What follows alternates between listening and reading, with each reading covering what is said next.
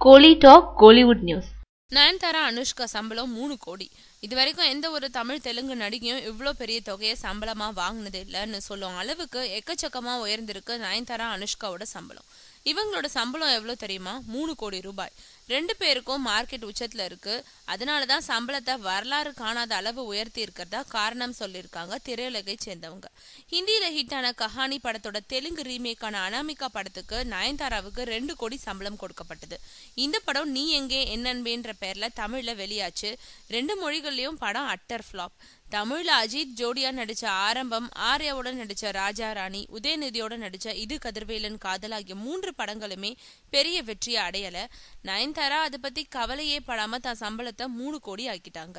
இவங்கள மாதிரி அனுஷ்காவோட சம்பளமும் விண்ணை தொடுற அளவுக்கு உயர்ந்துடுச்சு.